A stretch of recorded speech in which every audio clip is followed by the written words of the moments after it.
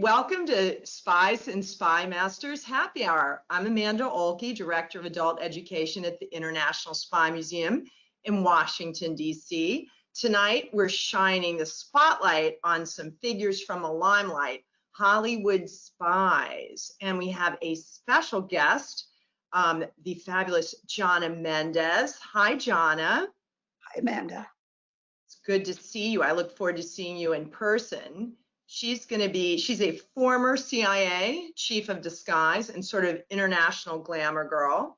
So she is going to be sharing some of her glitziest stories with us after we do a few little thumbnails on some Hollywood spies we love. And I'm Hannah Saloio. I am the adult education experience developer at the museum. And because this is a happy hour, we can't do a happy hour without a drink first.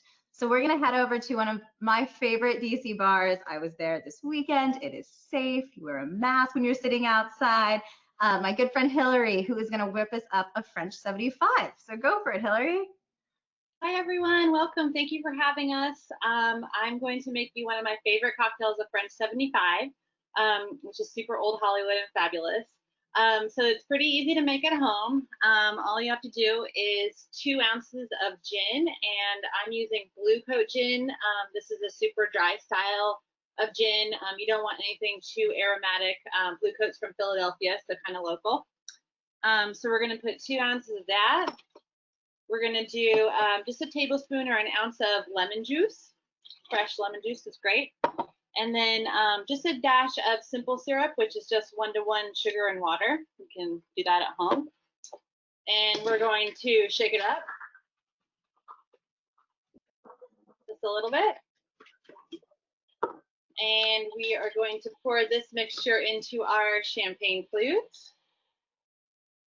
I'm pretty excited about all this. Good. And then we're going to top it with some sparkling wine. I have some cava here, which is sort of more of a dry style. You can use Prosecco, you can use champagne, whatever you like. We're just going to top it with that. And then we're just going to add a little lemon twist here. Oh, it's so pretty. And it's super light, super refreshing for the summer. French 75 was actually like a gun used in World War II, or World War I, I'm sorry. So it kind of dates back to that era. It's supposed to be kind of a rapid fire drink to do the trick when you need it. But I want to say cheers to all you guys, and thank you for having us, and I can't wait to see the program. Yep, cheers to you. Thank you, Hilarey. Thank you, Hilarey. And just so everyone knows, Lost and Found is in DC. It's in the Shaw neighborhood. They're open for patio seating as well as carry out if you want to get, some beer to go, some drinks to go. They have a ton of amazing frozen drinks, including a kava drink with a popsicle in it, because it's 100 and plus in DC right now, so it really does the trick. But I'll see you later, Hilarey. Guys, have a good night. And then, Jonna, I think we're going to come back to you later, so we will see you in a little bit. Looking forward to it. Let's get started with some of these Hollywood spy tales. All right, here is Greta Garbo, one of the most famous actresses of the 1920s and 30s, a real superstar of the time, and she is one of the rare people who made the transition from the silence to the talkies. And so her first talking picture, they said, Garbo talks, and it was a big deal. And then this Ninotchka film from 1939, she's always been very reserved, very, a tragedy. And all of a sudden she's in a romantic comedy. And so the pitch is Garbo laughs. And then Garbo got quiet. She actually quit films at the really old age of 35 in 1941. And this was kind of incredible, and she had this incredible mystique around her. She did a couple of spy films.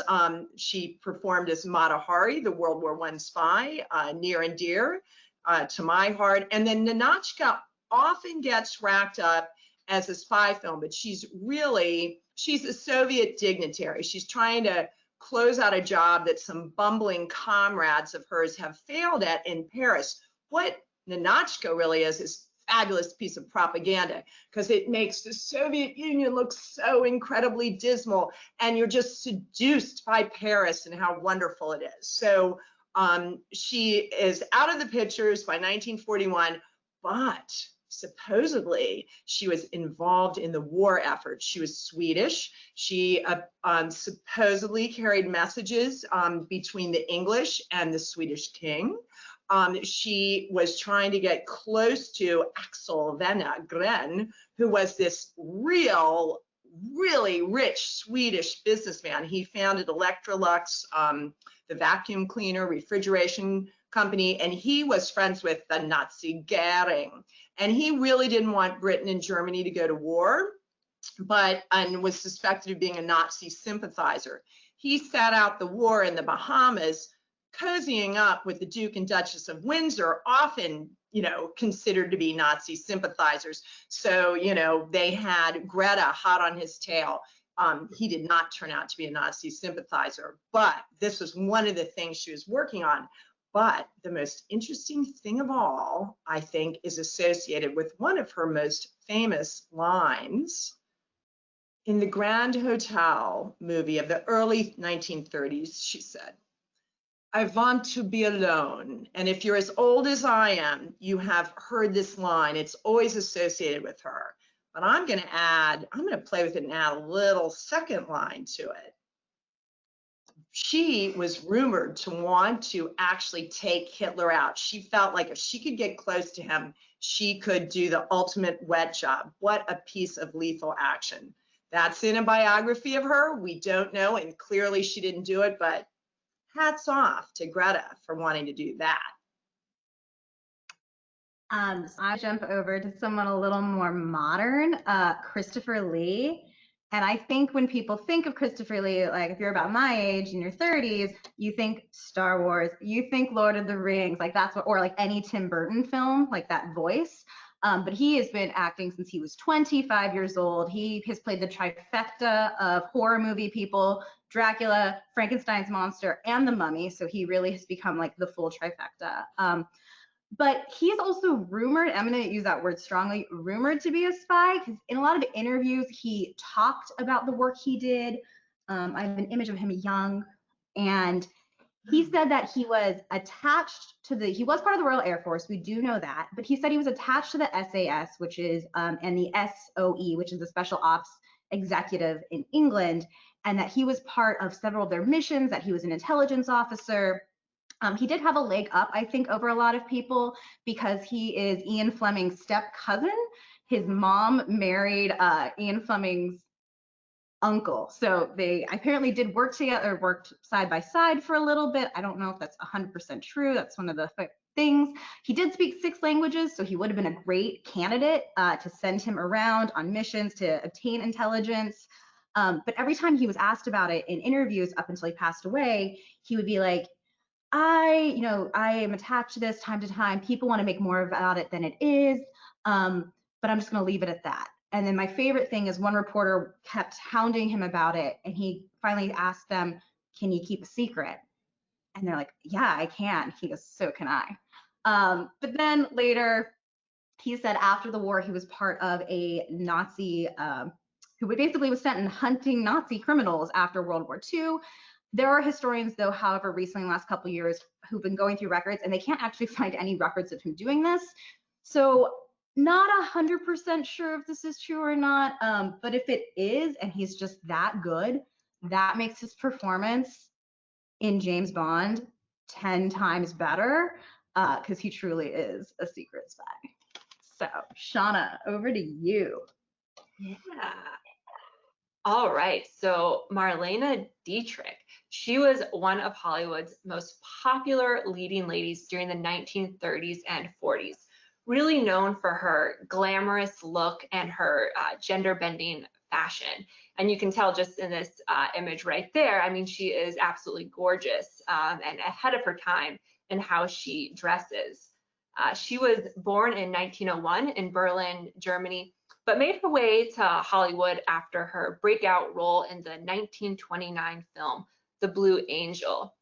And when World War II broke out in Europe, Dietrich became a US citizen, renouncing her citizenship to Nazi Germany, and she was openly opposed to the Nazis. And when the US entered the war, she became one of the first celebrities to really get involved. She toured the country selling war bonds. She volunteered with the USO. She was entertaining the troops on the front lines across Europe and North Africa. So she was really more than just this incredible entertainer and celebrity. But her role in the war did not end right there, because she also helped the OSS, which was kind of the US's precursor to the CIA. And she helped with their morale operations branch as part of the MUSAC project. And what happened was the Allies had created these radio programs meant to demoralize and misinform the German soldiers. And the question is, so how do you get those German soldiers to listen to your radio programs? Well, that's where the MUSAC project came in, by offering entertaining music from some of the biggest stars. And Dietrich was one of those biggest stars. So she started recording a number of songs in German for this station. And you can see the image on the left. That is an OSS record that we have on display in the museum. And so while these songs were meant to lure these listeners in, many of them could also be used to lower morale. Now, the most popular song that Dietrich recorded was Lily Marlene. The song was originally recorded by this famous German singer, Lal Anderson. And it was a favorite among soldiers, allies, and Germans during the war. And the song is this bittersweet ballad about a lonely soldier pining for his love. Nazi propaganda minister Joseph Goebbels was so worried this song would really hurt morale, he actually wanted it banned from the radio. And so Dietrich recorded this incredibly moving and melancholy version that became really popular on this radio station the Allies created that the German soldiers listened to. And you can see on the right, we have her sheet music on display in the museum as well. Now, despite all this work that Dietrich is doing for the US, the FBI actually feared she might be a Nazi spy. And so there's actually this lengthy FBI file on her, but there's no real evidence of her doing any of this spying. They tended to focus more on her personal life and the many affairs she had. And officials noted that, quote, she was promiscuous, albeit in a rather cool and glamorous manner. So even the FBI found her glamorous. So, I mean, imagine that in your file. Promiscuous in a cool and glamorous manner. You're cool. Yep, absolutely. Wow. And for her contributions during the war, she was awarded the Presidential Medal of Freedom, and Bill Donovan, the OSS chief, thanked Dietrich, saying, quote, "I am personally deeply grateful for your generosity in making these recordings for us." Wow. What a woman. Yeah. Cool. Well, what a man. Let us gaze for a moment at the glory that is Sterling Hayden, the most beautiful man in movies. Sterling Hayden, I've picked these nautical images because he was an expert seaman, and he quit high school to be a professional sailor. But he also used it to catch the eye of Hollywood. He was kind of doing these major, one-man, sales or merchandise carries, and people were like, wait a second, he's like 6'5", 220 pounds. Like, I think he's got a face for movies. And so he was recruited, and they pitched him out there as like the Viking, the most glorious man in the movies. And his first film was in 1941, Virginia, and it was not received that well. He was maybe he was a wooden, beautiful man. So he, the war has broken out. He decides that a better thing to do with his time is to join the war cause. And he works for the OSS. Where's my camouflage slide? He enlists in the Marines. He actually enlists as John Hamilton because he doesn't want a lot of attention from being Sterling Hayden movie star. I bet he's still stuck out of it. But he receives training from the OSS that we talked about that group before, training in sabotage, in covert maneuvers. And then he uses that same nautical ability, his maritime at-sea abilities, and he is working off the Dalmatian coast in the Adriatic Sea, and he is supporting communist rebels. These are guerrillas under Tito's powers in what was Yugoslavia, and they are fighting the Axis there. So he is helping with, transporting people, maybe doing some gun running, some resupplying, working out there under the OSS whilst being a Marine. And he actually, in 1943, receives a silver medal from the OSS with the commendation for giving complete intelligence on the Dalmatian coast. So he really brings it.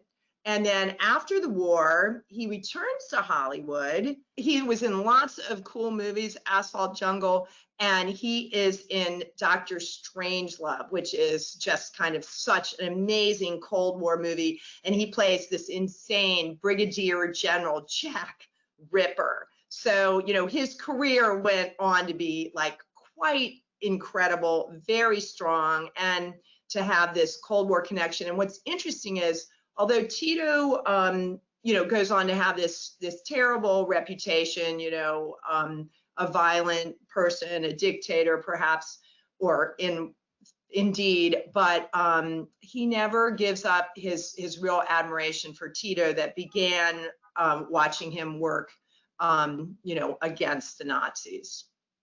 All right, so we had the most beautiful man in the movies. Now we've got the world's most beautiful woman, Hedy Lamarr, and Hollywood promoted her as the world's most beautiful woman.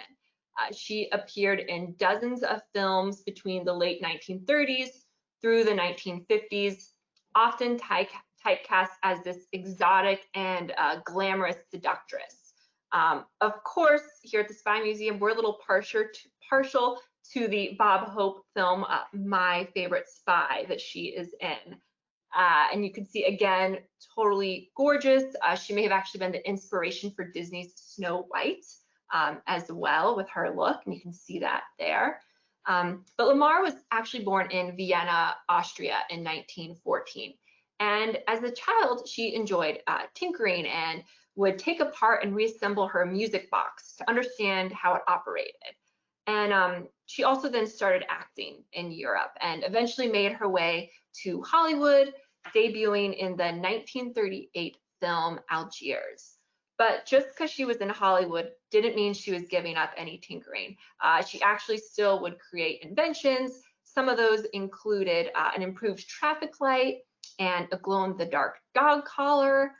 But her greatest invention would come during World War II, when in 1940, Lamarr met composer and former U.S. munitions inspector George Antheil. And together, they came up with an idea for guiding radio-controlled torpedoes. They patented a secret communication system, which sent messages between a radio transmitter and receiver over multiple frequencies using a random pattern. This helped radio-controlled torpedoes reach their targets by preventing the interception of those radio waves. This is called frequency hopping, and this technology helped form the basis for today's Wi-Fi, GPS, and Bluetooth communication systems. On the left, you can see an image of the patent that they got for this invention, and they actually signed that over to the US Navy in 1942, hoping that that would be helpful during the war. But the Navy didn't implement it during the war, unfortunately. They eventually did many years later. Instead, Lamarr was asked to go raise money for the war effort. We don't need your brilliant ideas. Go use that beautiful face to raise some war bonds, which she did. She brought in millions of dollars in war bonds. And finally, though, in 2014, Lamar received the recognition she deserved when she and Untitled were inducted into the National Inventors Hall of Fame for their frequency hopping communication system. And I put a nice little quote there from Hetty as well. Improving things comes naturally to me. She's incredibly, incredibly talented. And then I'm gonna wrap up. We've done the starlets, but let's get the guy behind the camera, and this is John Ford. So John Ford always fancied himself a man of the water. His actually brother was the first one to go over to Hollywood, adopts the name Ford. He goes over, starts acting, realizes he likes it behind the camera a little bit more instead, has this yacht he's out on. Eventually he joins the Navy Reserves, and World War II hits, and he becomes basically the head of the Naval Field Photography Unit. That catches the eye of the OSS, William Donovan, and he's like, hey, notice you've collected all these major filmmakers, or not major, excuse me, like well-established filmmakers, like kids in the unit who knew what they were doing, they knew how to make film. Why don't you come work for me at the OSS? So some of his projects include, in the bottom left-hand side, you'll see that picture of him leaning back. That's actually one of the OSS training films he made for them called Undercover, and he was the attorney in it. It's about two agents, and one does a good job and one does a bad job. So be the good agent, but he's the attorney the whole time. But his big thing is they send him out so he can make documentary films of the war. And he does a post Pearl Harbor film called December 7th. That's a documentary. But his most famous one is called The Battle of Midway. So the Battle of Midway, he was like on the front lines. He's actually injured while he's filming at one point. He receives the Purple Heart after. But the Battle of Midway, it is the first time Americans truly see what war means abroad. A couple things are important here. It's in color. It's 18 minutes long. The big thing that it's in color is reserved for films like Wizard of Oz, Gone with the Wind, these blockbusters. So for Americans to see this and see injured soldiers, to see explosions, like they are right in the midst. So you see everything in this film. You can watch it on YouTube, actually, if anyone's interested, if you just type it in. It's been like recolored. But John Ford's biggest thing, he goes, I know people like to slash apart my films. OSS is going to edit things.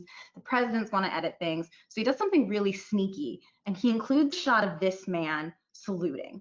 So this man is actually FDR's son, James Roosevelt. So when this is screened for the president's like, oh, great film, blah, blah. And then this comes up towards the end, and it said the president goes silent and goes, I want every mother in America to see this film, which may have actually happened. It played nationwide. And because of it, he actually won an Oscar. He wins an Oscar, he's chilling, there's that Oscar. But like, where's that Oscar today? I don't know. Maybe sitting in the Spy Museum gallery, the World War II gallery, just conveniently right here for you.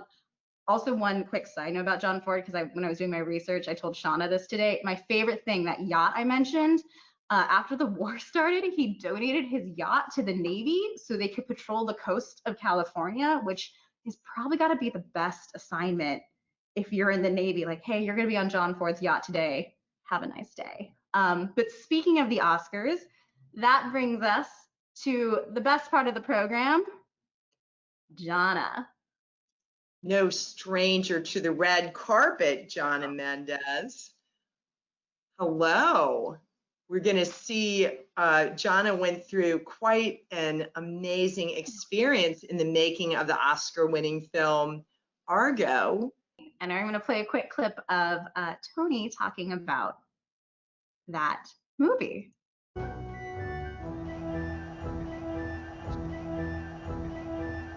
My name is Tony Mendez. So I was proud to have him on the big screen looking at somebody and saying, my name is Tony Mendez. That was quite a moment.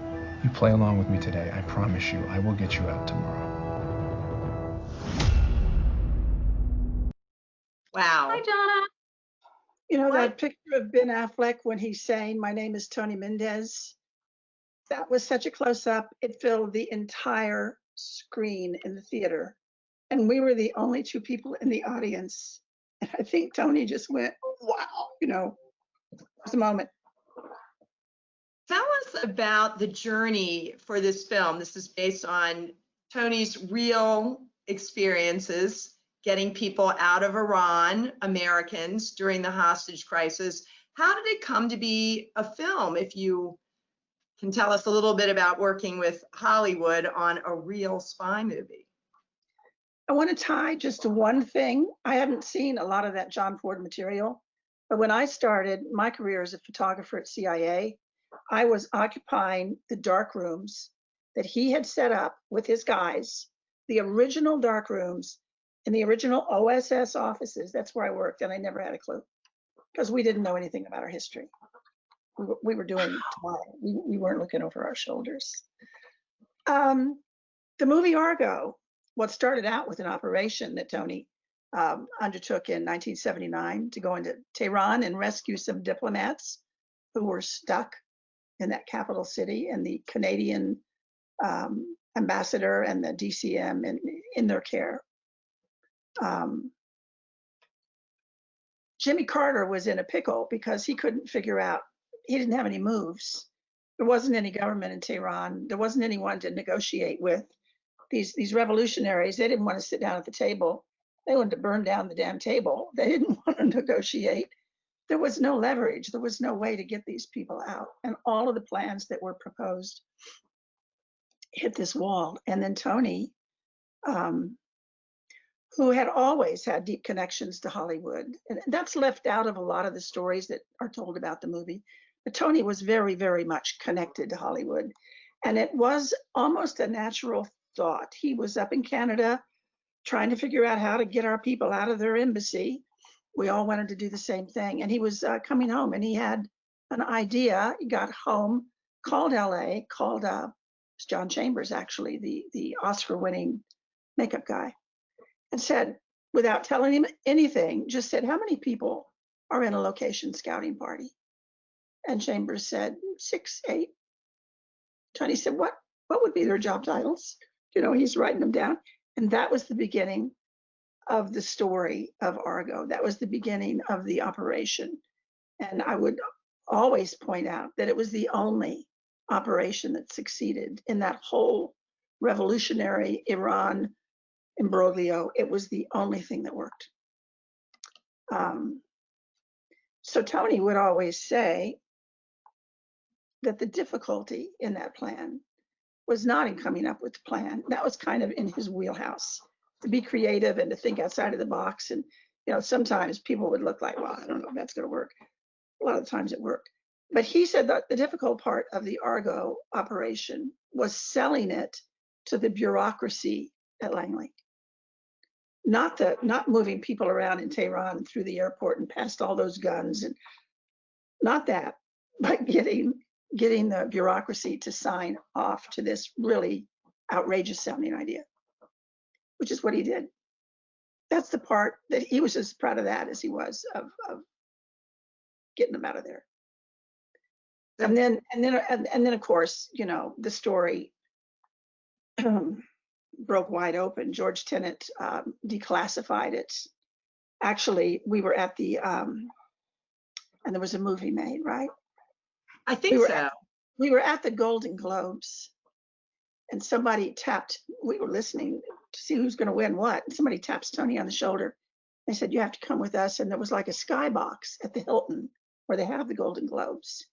And there's a door, and there's Secret Service guys they didn't frisk us, but and while we stood there, who's the actor who played Lincoln that year? Daniel Day-Lewis. Yeah. Lewis walks out of the room, and Tony looks at me like, this will be fun. We go in, and there's Bill Clinton and Bradley Cooper. Bill Clinton wanted to meet Tony. So he gave him a big handshake and a big hug. And he said, Tony, so nice to meet you. And he told Tony how he had declassified the story. But he hadn't actually. What Bradley Cooper was doing in there? Hanging. They seem like total bros. They seem like they would be total bros. Tony gave the Secret Service his iPhone. They took a picture. We took the picture, and we sent it to the kids at home, our kids, a group of kids, big group of friends. And they came back and said, oh my you met Bradley Cooper?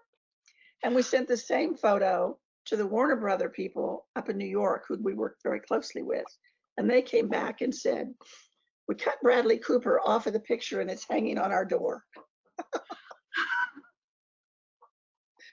few different ways you can look at a picture. Exactly. Well, do you have any, before we have other questions, but do you want to comment on being at the Oscars? You know, it's hard to be at the Oscars. I mean, we went to we went to Toronto, there's so many festivals, there's so many award shows, and we went to all of them. But there was a question up to the very end whether we would make it to the Oscars, because to score those tickets is a very political, it's a big deal. We got in. That's where I found out that all those women and all those gowns, they don't buy them, they rent them. That's the first time I ever heard of that. No, it was just amazing. You know, George Clooney had actually bought the rights and he was going to write it. He was going to direct it. He was going to star in it. It was the fourth thing he was going to do. He was going to produce it. And then he got stuck. And Ben Affleck ended up with it. And we think that we're really, really happy that Ben Affleck ended up with it because he made such a great movie. But when it was still Clooney, when we still thought George Clooney was the one, and he thought he was the one, he sent us a present. And I pulled this off my wall to show it to you. I don't know if you can see it. It's This a note. is super cool show and tell. We were going to have a movie. This is a note from George Clooney to Tony. It's on Smokehouse letterhead, just telling them that we're going to make a hell of a movie. Well, it was a nice note, but the way we got it, we lived at that time on 40 acres in the Blue Ridge Mountains down a 1 mile unpaved road. And Clooney had packaged up a magnum of Cristal champagne, and he hired a driver to get a brand new bright yellow truck. And that's the guy that came up to with the champagne and the note. So we knew we were dealing with real people. It was great fun. Going to the Oscars, I was in New York with a friend. We were part of a foundation. We were presenting American musicians, pianists at Carnegie Hall. And I got the note from Tony that said, we're going to the Oscars and we're going in 3 days. So my friend was a princess and she took me shopping at Bloomingdale's, where they have a whole floor of evening gowns. I've never seen that before. And I'm just terrible at shopping. I just looked at this sea of froth and I thought, and my princess friend she said, that one. And she pulled out this pale pink dress. I don't wear pink. You know, I don't wear pastels. Just everything about it was wrong. I would have never, ever, ever tried on that dress. So I did try it on, and I tried on maybe 20 more, and her dress was the dress. It's a good thing I was there with a real shopper. Cool. We kept sending these kids pictures during the Oscars. I don't know who movie stars. I can't tell them apart. So I sent my son a picture. I said, I think somebody has crashed the Oscars. It was just this really crazy looking guy. And Jesse came back and he said, oh no, he said, that's Tim Burton and what's his girlfriend? You know, and they're just all kind of looked like a wreck to me. I really did think that they had crashed the thing. So the kids were So you never tried to so you had never tried to infiltrate the Oscars before, Jonna, is what you're saying. This is not, that's not where you were working. I think once was enough. It was overwhelming. It really was. It was amazing. I knew them, but I wasn't sure who a lot of them were. I just don't watch a lot of stuff. Anyway, it's like getting hit by lightning. There are lots of false starts when you're working with Hollywood. There are lots and lots of moments when whatever the property is you're talking about, everyone tells you they love it. Everyone tells you it's the best thing they've seen in a year. Everyone tells you this is going to make just something so great. And I really believe that they believe it when they say it, but you never hear from them again. So you get to the point where you just like, glad you liked it. And this thing, when this happened, it was actually it was like an operation to have the movie made. There was a producer we had never heard of. He had always liked the story, and he contacted a writer named Josh Bierman, who writes for a lot of magazines. And Josh Bierman also liked the story. And between them, they put together an article for Wired magazine. And they called Tony and they said, will you help us? And they built it almost like bait for Hollywood.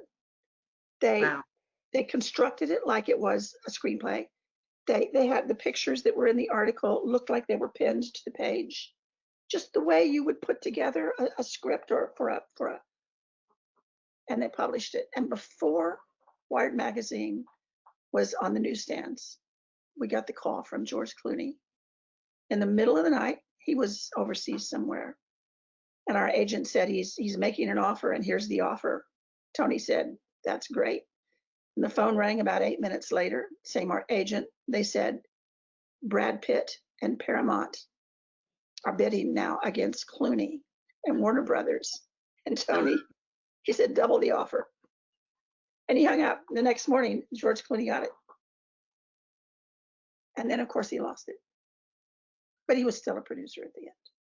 Well, tell us about, I know you worked with Hollywood in this way, but tell us about some ways you worked with Hollywood when you were at the CIA or others of your colleagues did. You know, for so many years, we didn't talk about this because those relationships were classified. But as we wrote 4 books, we discovered ways that we could talk about it without bumping into things. We had worked with the makeup people, the special effects people for a long time. We wanted to be able to use some of their tricks, some of their technology, some of their materials, although our purpose was quite different. They could redo and redo the thing, whatever they were doing, until it looked good on screen. Typically what we were doing, you had to get it right the first time. We liked John Chambers very much. He was the Planet of the Apes guy. We were interested in, we didn't want to make apes, but we were very interested in how he could draw expressions out of those masks and how those eyes fit. That was a start to our mask program. At the same time, we were also interested in another piece of LA, and that's the magic community. What we liked, what we were interested in, was their ability to create these deceptions and illusions that even if you sat across a table from one of them, they could do it and you couldn't figure out, is that real? How are they doing that? You know, you can never catch them. So we were working both sides of backstage in Hollywood, the makeup and special effects, and then the magic and the deceptions and illusions. And we got so many useful tools out of that. And we used them. Primarily, we used them in Moscow, which was where we needed these unconventional tools to get our work done. It was such a tough place to work. We could not work. That was their goal, was to shut us down. Our goal was to maybe let them think we were shut down, but keep working. So with the mask technology, once you could use a mask, they were a little rough at the beginning. They got better and they got better. You could actually put a new face on someone. You could put a different face on them. So you could change gender, you could change ethnicity, you could change whatever. But you could also make another one of you. So there could be 2 of you. There could be you number 1, and you could be what we call you 2. And then you can switch people around. And then surveillance can think, we're with him, we see him, he's in a car, we know where he's going, we got an eye on him, but they didn't, because that was you 2. You 1 had bailed out of the car and he was over here meeting with the agent. The mask technology was awesome, what it allowed us to do, undetected, and that was another piece of it, because it was undetected. You could repeat it, you could do it over and over and over. They never knew. They just never knew if that was you or not. The deception and illusion stuff was actually great fun. It's everything you sit in front of your screen or stage and you say, I want to know how to do that. Well, they taught us how to do that. what they taught us started with the idea that it is, you call it an operation, but for us, it's a performance. And for a successful performance, there are a couple of steps you need to take. One is you have to know where your stage is. You have to know everything about that stage. It's important. So where is your stage in Moscow? Is it the gate to the embassy compound? Is it the parking garage underneath the embassy? Is it the car that the surveillance are following? Find your stage. And then they said, because it's a performance, who's your audience? Who are you playing to? Well, that KGB surveillance guy in the car would be number one. But in the embassy garage in the basement, it might be the video camera that was in the wall. So if that's your audience, then you can say, okay, the angle of vision is probably like this. So as long as we're to the right or the left of that, we're invisible to that audience in the wall. So you would build your deception to your audience and your stage. And then you just pick the time and the place. That was always your option, and go for it. And we had a lot of success doing that. Yeah. It was very time consuming. But at the end of the day, it was more than worthwhile. We had something called a Jack in the Box. It was a pop-up dummy.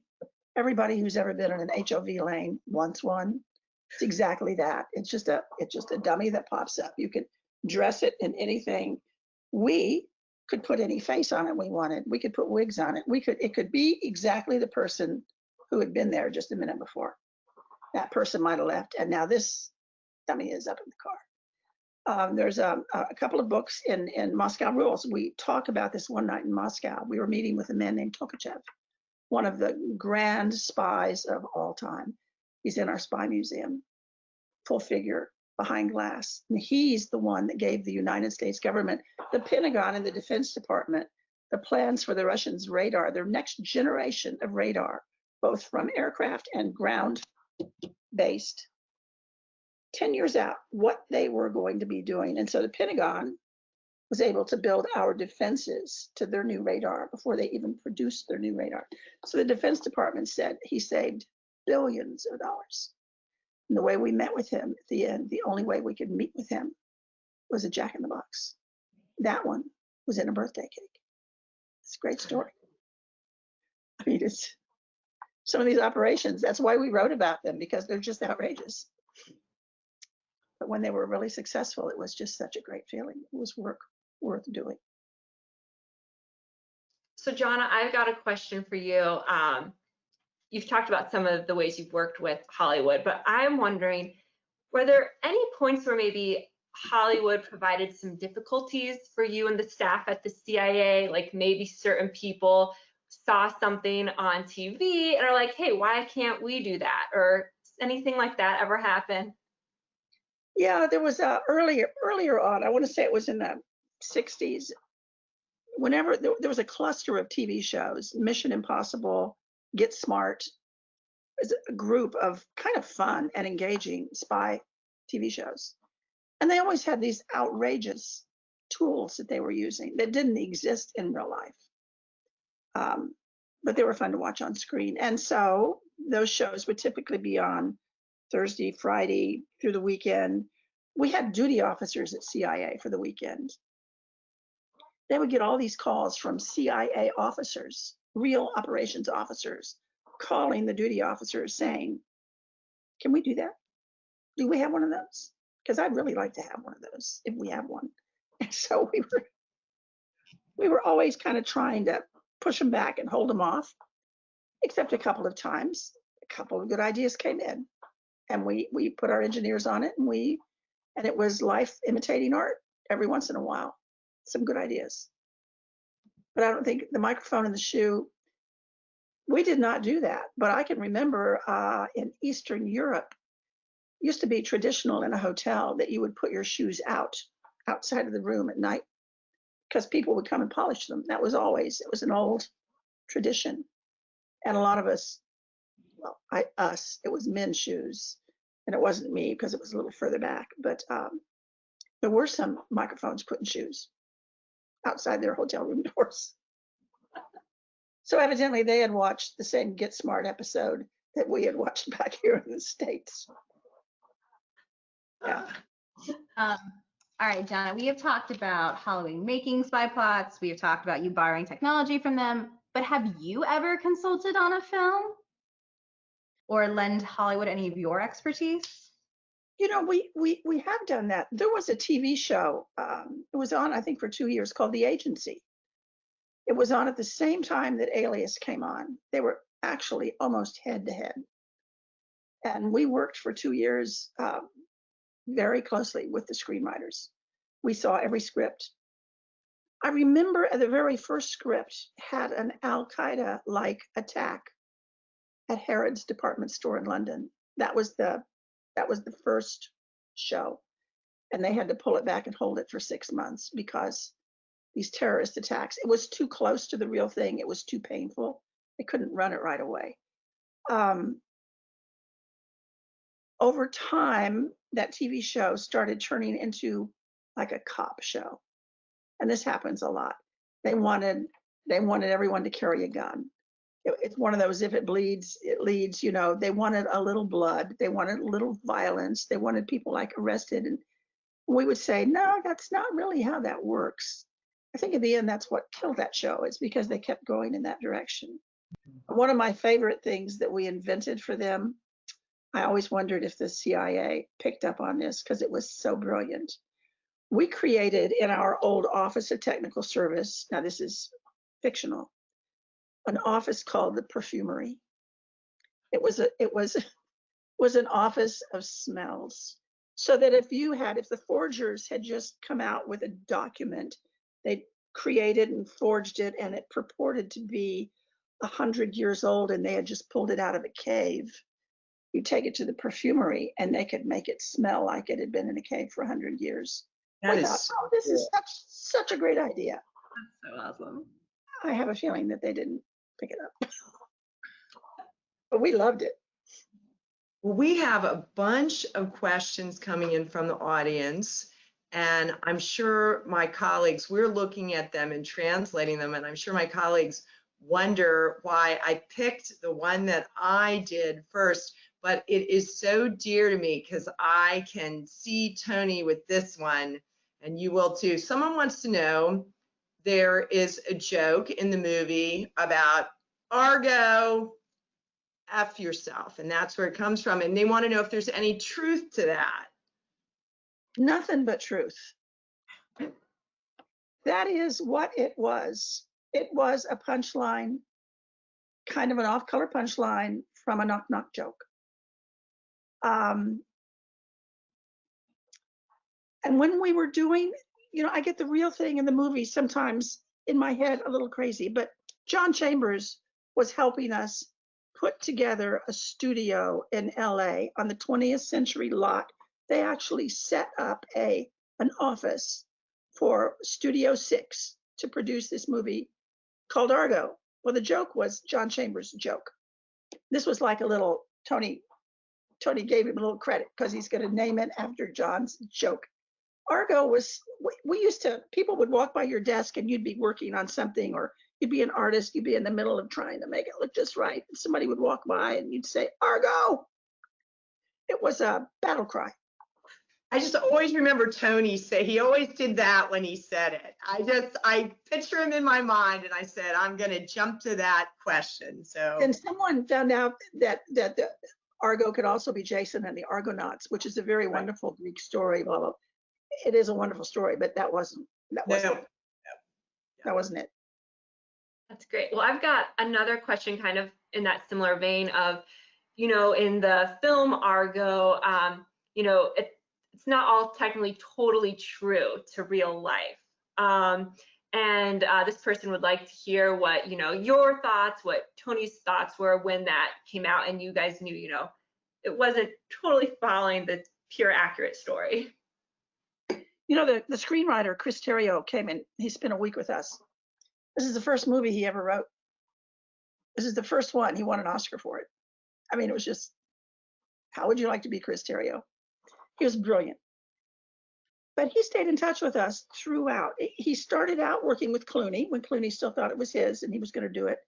Then it switched to Ben Affleck, and Ben wanted to take it in a little bit of a different direction. And there was some concern because we didn't know what he wanted to do with it. I remember the first draft that we saw of the rework of the script had Tony at somebody else's promotion party and he was drunk. And we said, now hold on. Everybody we know, like they care, everybody we know is going to see this movie. And that we just, don't do that. So they didn't do that. They took it out. Although they left in some bottles of scotch in Ben Affleck's hands through the movie, lots of scotch. They needed a flawed hero. That's part of the recipe, evidently, for a movie. Chris stayed in touch with us throughout. We knew what was happening. For instance, let's see, there was never a truck that chased them down the tarmac in the airplane at the end. That did not happen. But Chris was explaining to us, he said, now look, my job is to convey to that audience how scared you guys were. And we know that you were on that plane, your knees were shaking, but he said, I know that what you were afraid of was those F-16s that we had given the Shah, and they were still flying those F-16s.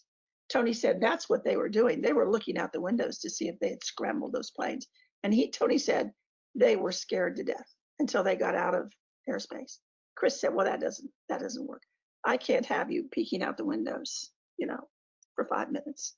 He said, so what I did was I scared that audience in another way, not F-16s, but trucks with guns. So, and it works.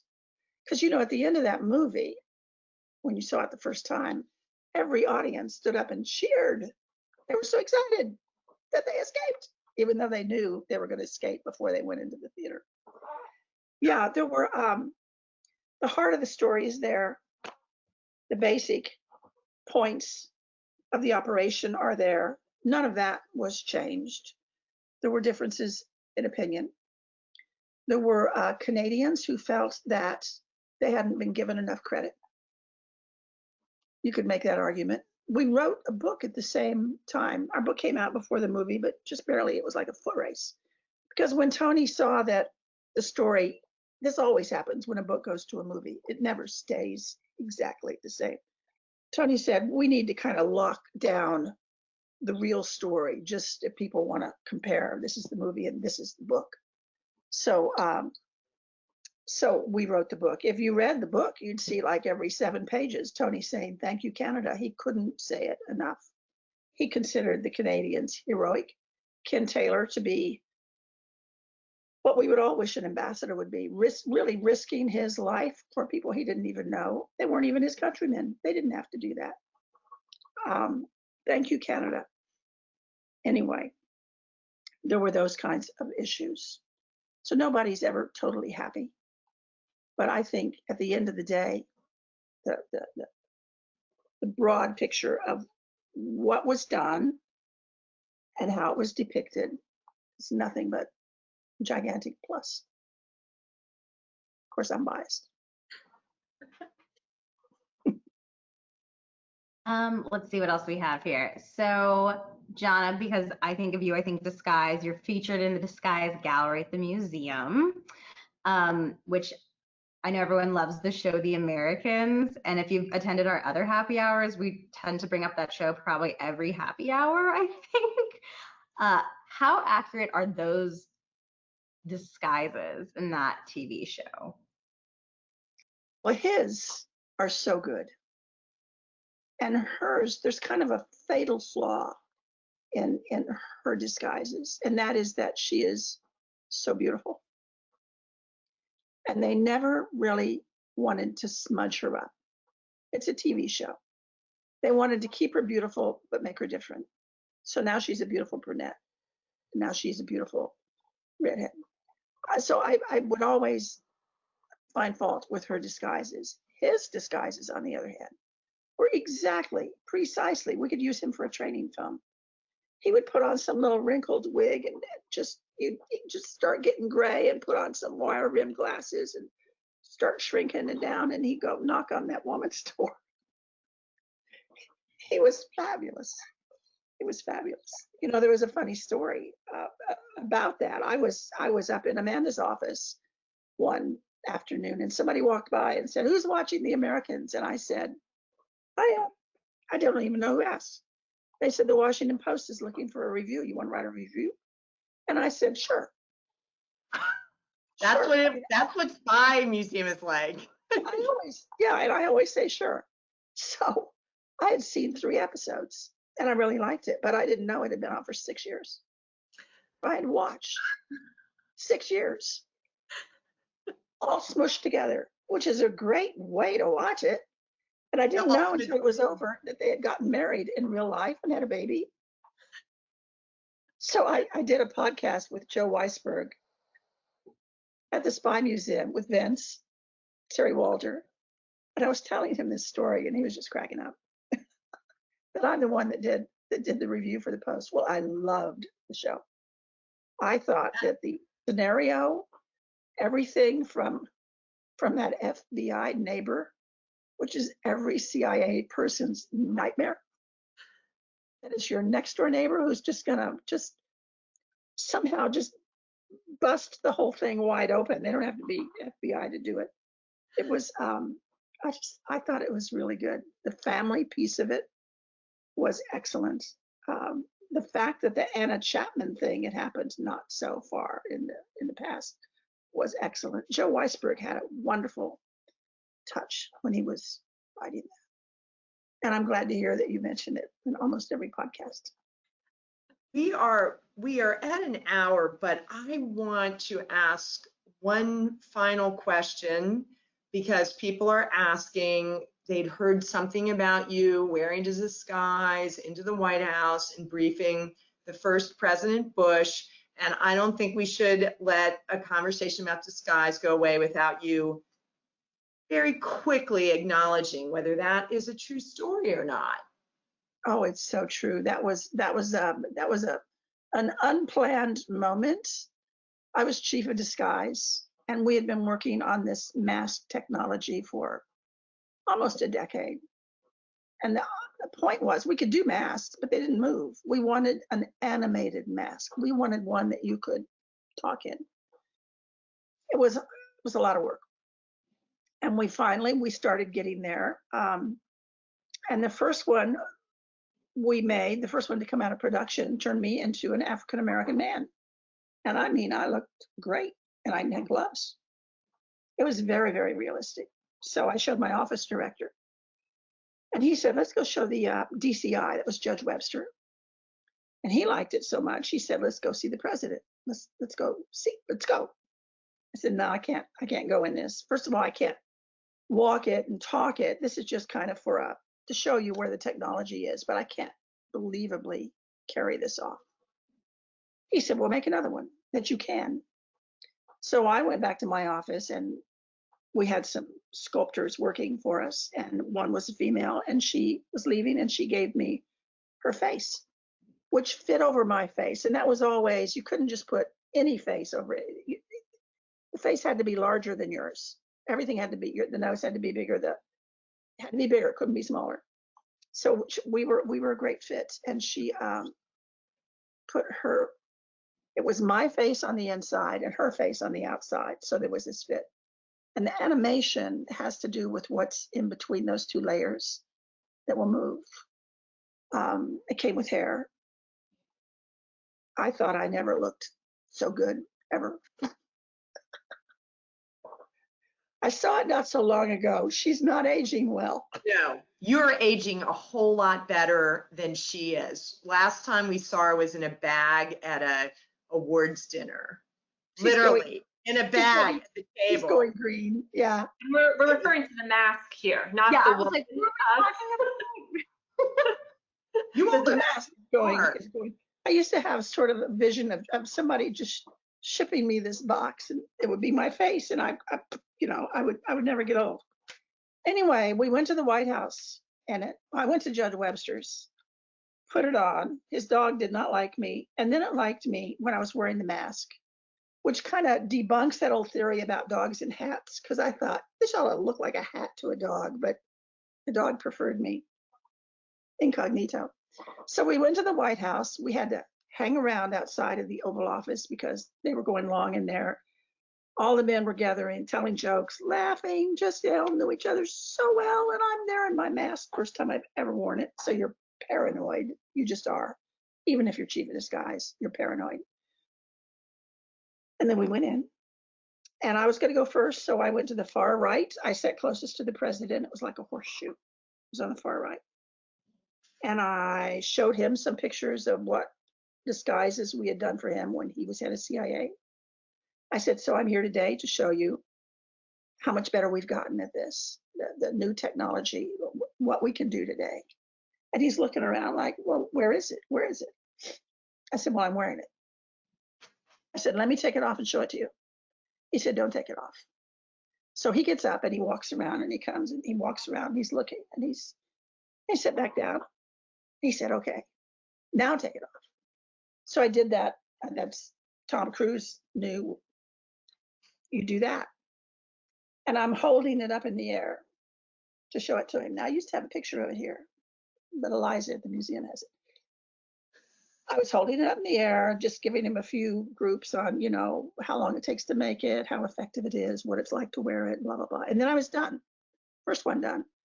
So I walked out of the Oval Office. My husband, Tony, had been in there some years earlier. And he said, when you go in, make sure you know what door you're going in, because there are a whole lot of doors in that office. And one of them is a broom closet. And the rest are not. So I knew my door, and I went out in the office, and that dog, the White House dog, Millie, George Bush's wife's dog, Millie, had puppies and playing with puppies.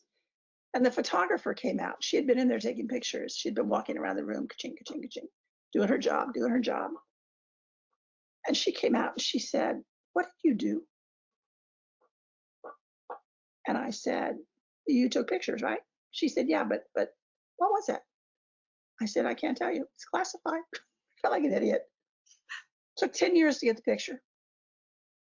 And they've airbrushed the mask out, the picture I got. So I have a picture, except Eliza has. It hangs in my office. And I'm sitting in front of the President of the United States. Look what Hannah dug up. Yeah, it's that picture in the middle.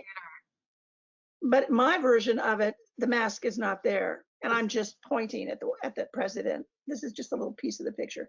I'm pointing at the president. I called Jonna one day and I said, I just saw a presentation where someone doesn't have your mask airbrushed out. Did you know about that? So then we went on the great non-mask airbrushed out hunt.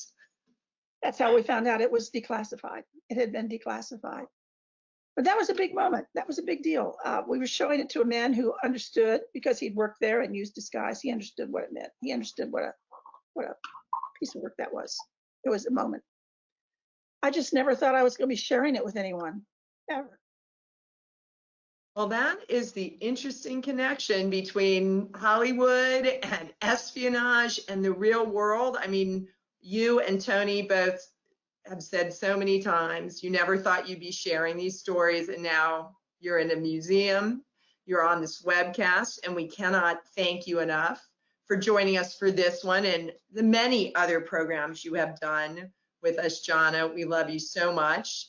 I should mention you're a founding advisory board member, and just you've had board retreats for us at your home. I mean, you are so precious to us, and we thank our wonderful audience for coming out tonight and joining us. And we will pass your good wishes and some of your questions along to Jonna. We're sorry we couldn't get to all of them. And we will be back with a happy hour at the end of August. And we got spy chats coming up and trivia coming up. So watch the website for calendar dates. And if you're feeling generous, you know, we never mind if you want to make a donation to Mission Resilience, because we are open. You can come visit, but usually we have about 3,000 people, and we are monitoring safety protocols like crazy. So we are not having 3,000 people, and you can go and visit and feel really safe, or you can sit at home and just send us, you know, a little contribution. Ladies, Cheers. Thank you, Jonna. always fun. And thank you, Hilarey. Yes, thank you to Lost and Found. So if anyone's in DC, support the local businesses. So I love them. They're close friends of mine. So great bar, super safe. I can't say enough. Right. Good night, everybody. Bye, guys. Good luck.